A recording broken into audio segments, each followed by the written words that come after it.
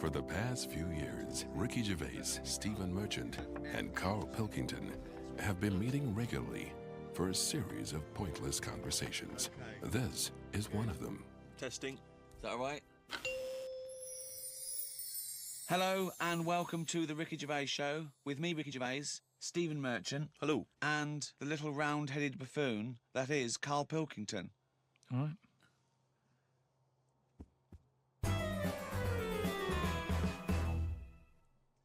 Now, you probably know me from such works as The Office and Extras, Stephen being my co-writer and co-director on those things.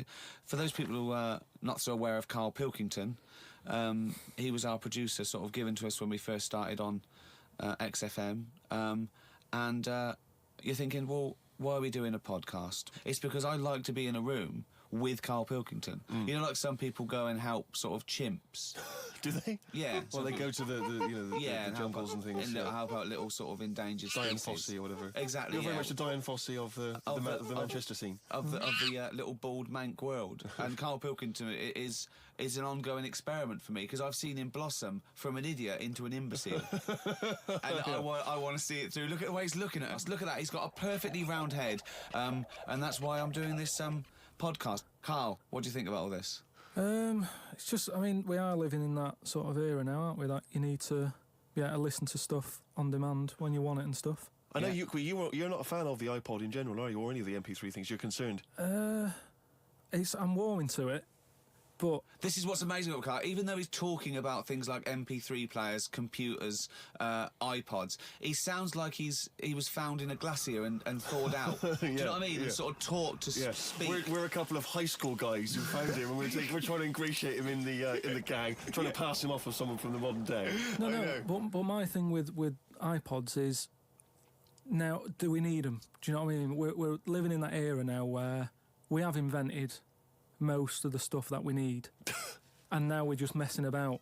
They said that in 1900. Someone actually said everything that's to be invented has already been invented. They said that in 1900. And how wrong were they? No, but what came out? At what point? What was invented in that year where they went, right, that's it now? The 20th century. Think what happened in the 20th century. Go on. Well, planes. Yeah, but is that a good thing?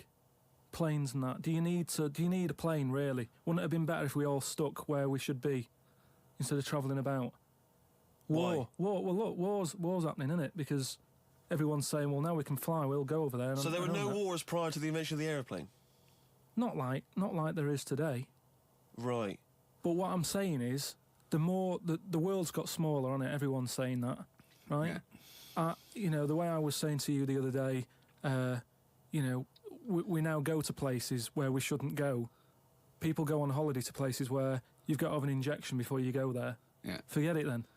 That's a warning. Don't go there. I'm with you on that. I don't want to enter a country where I have to have an injection to stop me from dying while I'm in that country. Right, I totally agree with you on that. So what happened is, they invented the plane, and it's like, oh, let's go on holiday, and then they go, oh, I die now. Oh, well, you've got to invent something. Let's invent an injection. And then it's like, right, well, what else do we need to go to that place? There's a lot of faffing. So what I'm saying is... Is that a place? A lot of faffing? What I'm saying is, Steve's travelled more than I have. You've been to, like, dangerous places. I've been to places where you need injections, yeah. Yeah, but why?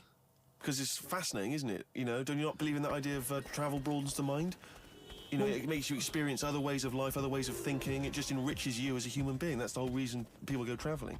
But since the invention of the telly, you don't have to go that far to see it. You're absolutely right. So there you go then. The telly was the 20th century, wasn't it? Yeah, it's pretty good. So where would you stop then? You'd stop making stuff now? Stop inventing stuff right now? If we're going to invent something, right, forget, like, the traditional way of people having kids, right? The way they, have it away in that. What do you mean? What do you mean? No, like the way that, we have kids and stuff. If it'd be good if what happened was to control it is if man and woman, right, they're born and that, they enjoy their life, they learn a lot, they live to be about 78, I think, by that point. So specific. 78, No, yeah. but by 78, I reckon you've sort of got to that point where you go, do you know what? I've done everything I'm going to do. If you haven't bungee jumped by the time you're 78, you're not going to do it. You know what I mean? So it's kind of like... Your hips come off. You've done it all now. Yeah. And then you die, right? So say if everyone had that, they live to be 78. But then just as you die, you have a little baby inside you. And as you die, your life carries on. Sorry. How is this happening? Sorry, are you mental? No, but don't you think... I mean, what? I've never heard such drivel. You're saying that, but if Newton said it, you'd go, interesting.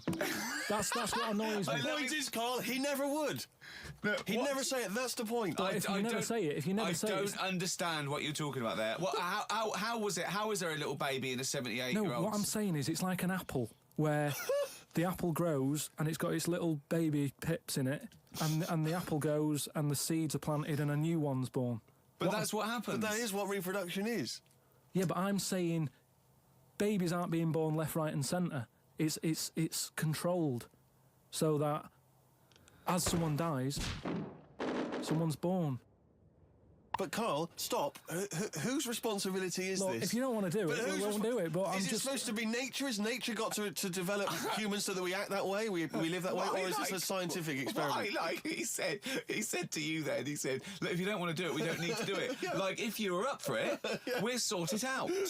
We can do that. We'll have a wit round so we can do the research. I just think, at the end of the day, we've got to do something.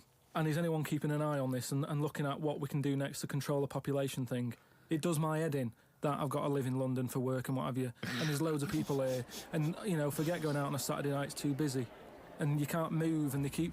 I mean, what annoys me about London So is... your solution is that 78-year-old women have little babies inside them. And as they slip away into death, the little babies... And how is that baby then raised? Who looks after the baby? Because it's a pretty good system having a baby while you're young enough to look after that baby and make sure it lives to, reproductive age itself. I mean, that system's been working for years. Nature's sort of sorted it out. Natural selection and evolution sort of makes that a good model. But wait a minute, nature. Pop that on hold, because Karl Pilkington's got an idea. Yeah. That's what it was, just an idea. Yeah, well, it was nonsense. But thank you for it. The worst I mean, it was the ramblings of someone you'd find by themselves in a hospital eating flies. This is the sort of thing you find when, if they find maybe a pamphlet or a booklet written by a psychopath. Someone, just before they went on a rampage and then turned the gun on themselves, they go through their possessions and they find a book and it's got weird drawings, women with knives in their face, and this kind of garbage. In fact, I saw a similar sort of theory written out on a wall, but it was written in shit. Exactly. Yeah. No, all I'm saying is, I think it's, when people die normally, everyone's fed up about it, aren't they, and a bit down. But if when you pass away, you go, oh, we're going to miss Gladys or whatever, but then there's this new life brought in, it's almost like a bad news, good But news. you're talking about it like someone could pick this idea up and run with it. Like you've given them enough information to do it. How is this possible? Where does she get the baby from? Why does it grow? Why grow it in Gladys's belly? Why not have it in a drawer? But what I'm saying ready to go, just add water. I mean... Who looks after son of Gladys? There is no theory here. There's no... It's the ramblings of a madman. What I'm saying is, though, the body's always changing, innit? From caveman to now, or whatever. In some cases. And they're always finding out more and more. Like I read the other day about how they're saying, do you know, like they say, people have 6 senses. Yeah. There's loads more than that. Right, and there's this one... I say, show me that you've got one. No, right, and there's this one that's knocking about. Go on. That, what it is, say if I'm in a pub, right, and I'm just doing a crossword or whatever. Unlikely, but go on. And there's some woman who's walked in, right, and she's staring at me. Yeah. I know she's looking at me, and I look up and I look round, she's looking at me.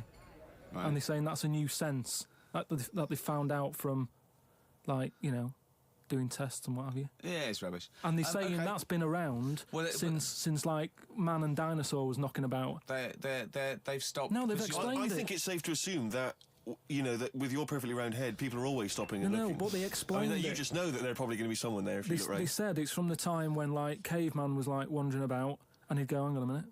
and he'd look round, there's a dinosaur there or whatever, and he'd leg it. This is nonsense. Not. I hate it when people use the term when caveman was wandering round. Caveman and dinosaurs. Oh, they used to live together. Yeah. Oh, that's the same era. Yeah. What have you been watching? Raquel Welch. What do you mean? Well, what do you mean caveman wandering, knocking around with a dinosaur? You know the Flintstones is only partly based on fact. Dinosaurs and man did not coexist. The dinosaurs had long gone before man arrived. Extinct. Kaput. You don't believe us? What, you don't believe because you've seen... Because you saw that film where they took pictures of lizards and magnified them and put them next to men in films so they looked like they were fighting. Yeah. No, but why couldn't that have happened? What is the film with Raquel Welch? A Million Years BC. A Million Years BC or something. A Million Years BC. Brilliant. Yeah. Yeah. No, but... She had a sort of woolly mammoth bikini. Fact. But why wasn't the dinosaurs back then just like how we have dogs now, in a way? He's watching the Flintstones. He's thinking of the Flintstones. Yeah. That's what he's thinking. When he puts out the saber-toothed tiger. Yeah, and then yeah. And he mixes his concrete in a pelican. Yeah. I just think that there must have been a crossover point.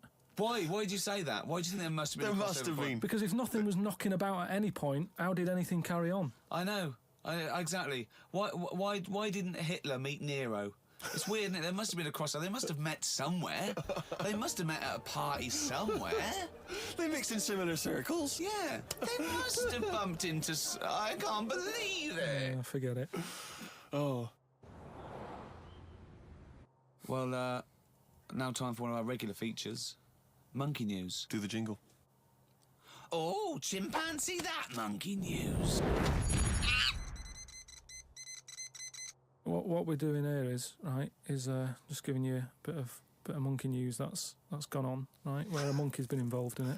Good little story in that. Yeah. Are you familiar with the one that went into space? The first sort of thing they ever sent up there before man did it and all that. You see, this is what annoys me with it really. Armstrong gets all the glory, but do you know who went up there before him? A monkey. Yeah. And what happened is they taught it what buttons to hit at the time it needed to hit them, and the way they did this was like give it bananas. It was like hit the red button, and it hit the red button, they'd give it a banana. Right. And they go, right, reverse is the green one, hit the green one, and then they do that and go, there's a banana. And then they go, right, hit reverse, and it go and get a banana. Right. Hit the red, so it was taking commands on like headphones. Right, but how were they giving it the banana? Is that how you learned to do radio? How were they giving it the banana? What do you mean? No, Well- this is before it went. You wouldn't just go and put a monkey in it and go, there you go, get on with it. They'd sort of put him in one of them capsules that you get, Yeah. and they were on headphones. I don't believe this happened. Well, I'm telling you the story now. So the monkey I don't sat... think they trained it to do anything. I think they sent it up there and he put electrodes coming out of it to see what It wasn't it's- any of that. They did a thing like they do, like they can with animals. If you give something, like a treat, you can teach it how to do it. It's just like a dog, isn't it? It's called Pavlovian conditioning. However, that was to see if it would salivate or go over to a particular corner, not if it could control a spacecraft. Next one up. It's the next one up. As far as the monkey's not sat there going, oh, I'm a bit under pressure here, it's a rocket. All that's knowing is, I'm getting a banana if I hit that button. That's all the monkey's thinking about. They wouldn't put billions of whatever. space But dollars. how can they be sure that it's going to press the button at the right moment? Because it's got headphones on. It's not like willy-nilly. It's not just like pop it in there and Willy-nilly, see... who's see- that? But what's to stop it from just hitting it any old time? Because it's a monkey and it's Because not a human. Because he's trained now. But it's anyway, trained. so It's fully listen. trained. Yeah, go So on. what happened is, anyway, Oh, this is absolute rubbish. they pop the monkey in there. Yeah. He's got his headphones on. They're going, right, hit the green one. And I think there's something there that a little banana comes out to keep the same... No, you're making this up. I'm not. It's the same... There's no way that they made a so spacecraft they can- that had a banana dispenser. Right, There's so- no way in this world that they made a spacecraft that could go into outer space, right? So what- so manned you're- so by a you're- monkey with a banana dispenser. So you're saying that it's easy to send something up to space, but you don't believe there's a little banana machine? Right, okay, So it comes to the launch day, monkeys sat in there, everyone's ready, bananas are stocked up and all the rest of it. They go, right, hit the green button. Right, and the rocket goes off and what have you. No, they would not make the monkey launch the rocket. Carl, you are living in a cartoon world. So the rocket goes off, right? This is absolute bollocks. It's all going well. I mean, I don't know It's what you're all- going to... It's not going well. There's no way a monkey launched a rocket. There is no way a monkey launched a rocket, so you idiot. It's all going on, so they're going, hit the left button, and it goes a little bit left. Button! Right, well-known spacecraft command. This is Houston, hit the left button. Oh, brilliant. This is what happened in Apollo 13. Hit the left button. So it goes left. Yeah, it goes left. So it goes left, and it's going away. Left! It goes left! Yeah. No, the moon. You're going right. It goes for the moon, everything's going well. Right. They get up there, it does whatever it does. It reverse, it comes back. Right? So then... honestly, you are brain dead. So it's you are one of the most stupid people. That I would rather have the monkey drive me home than you. So the thing is, so it lands back, it does a good job and everything, it gets out, and It's sick of bananas. This is where it turns a bit sad, because after it done that mission, right, because it happened and it was all safe and everything, the next one would have been to send man. Right. So the monkey enjoyed it, and it was like, well, I want to do it again, right? But they were like... So how did they know that? How did they know? Just the way it looked and what have you. It was like... Fuck off! Just the way it looked! You are a maniac. So the thing is, though, right, so after it had done that, it was on such a high, right, it could never get that high again. There was nothing that it could do. Went on tour, did it? It sort of ended up killing itself. Because it could never get that buzz that it got. Right, that was absolute bollocks. None of that is true, except they sent a monkey into space, and I'll check that. Absolute drivel. So, in your mind, it committed suicide. It went on a crazy bender, drinking drugs and women. And like then, it does happen. You hear about it. It was found in a motel room.